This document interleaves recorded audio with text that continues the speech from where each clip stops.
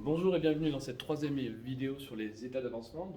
Dans cette vidéo-là, on va continuer à calculer les états d'avancement. Donc, on a toujours la même réaction. 2C4H10 plus 13O2 donne 8CO2 plus 10H2O. Donc, cette équation, qu'est-ce qu'elle signifie? Elle signifie que pour deux molécules de C4H10, va réagir avec 13 molécules d'oxygène pour former 8 molécules de CO2 et 10 molécules de H2O. Et ce sera toujours dans ces proportions-là. Ça reste proportionnel. Alors je donne un état initial, hein, c'est toujours arbitraire, normalement c'est l'énoncé qui vous le donnera. Je donne 6 moles de C4H10 et 39 moles d'oxygène. Je n'ai pas de CO2, j'ai toujours pas de CO2 ni de H2O.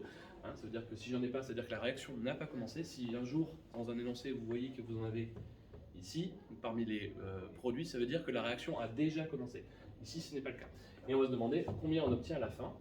Alors, comme pour les précédentes vidéos, la petite astuce, dans un premier temps, ça va être de calculer on va diviser la quantité de matière de C4H10 par le coefficient stoichiométrique du C4H10, et on va faire de même pour le dioxygène, et on va regarder quel est le plus petit des deux résultats. Et le plus petit des deux résultats, ça sera notre réactif limitant. Alors, ici, c'est facile, 6 divisé par 2, ça fait 3. Jusque-là, c'est pas très compliqué. Si on fait 39 divisé par 13, ça fait 3 aussi. Alors là, ici, si on obtient deux fois le même résultat, ça veut dire que les réactifs ils ont été introduits dans ce qu'on appelle des proportions stoichiométriques. Ça veut dire que les deux vont disparaître. Alors attention, si les deux disparaissent, on ne parle pas de réactif limitant. On dit qu'on a introduit les réactifs dans les proportions stoichiométriques, mais il n'y a pas de réactif limitant. Ça veut dire que les deux vont disparaître totalement. Donc ça veut dire qu'ici, on va avoir 0 et ici 0. Et donc maintenant, on va se poser la question de ce qui a été produit, quelle quantité il a été produit ici et ici. Alors on va s'intéresser au C4H10 parce qu'on sait que tout disparaît. Donc on va s'intéresser au C4H10. On a 6 moles.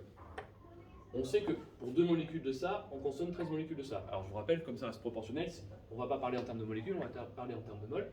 Donc ça veut dire que 2 moles de ça va réagir avec 13 moles de ça. Donc est-ce que je peux prendre 2 moles? Oui, j'en ai 6, je vais en prendre 2. Dans un premier temps, ici sur mon graphique, je vais en enlever 2. Hop, j'en enlève 2. Donc je passe à 4.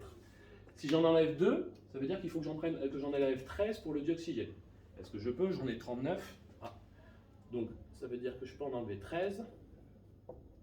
On est d'accord, 39 moins 13, ça fait 26. Il m'en reste donc 26. Est-ce que la réaction s'arrête? Non, il me reste encore 4 moles ici, 26 moles ici. Je peux continuer ma réaction. Je continue. Donc maintenant que j'en ai 4, est-ce que je peux encore en prendre 2?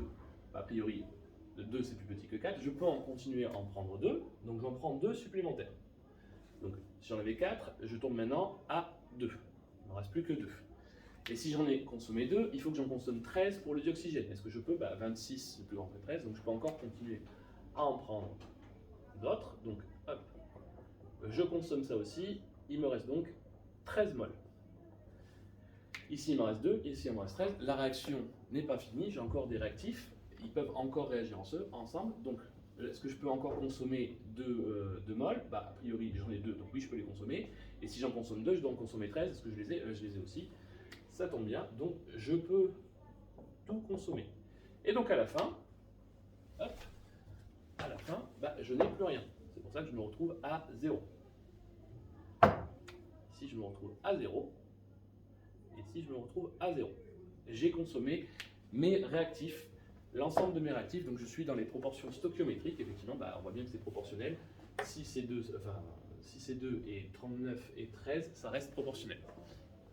Donc les réactifs ont disparu, il n'y a pas de réactif limitant. Attention, on ne parle pas de réactif limitant. Le réactif limitant, c'est quand il y a un seul des réactifs qui disparaît et qui arrête la réaction. Donc là, pas de réactif limitant, les deux ont disparu. Maintenant, on va se poser la question de quelle quantité a été produite. Alors on sait que quand on consomme 2 C4H10 ici, on en produit 8 ici et 10 ici. Bon nous on n'en a pas consommé 2, on en a consommé 6, d'accord? Donc on en a consommé 3 fois plus. On va rester dans la même proportion, donc on va produire 3 fois plus de CO2 et de H2O.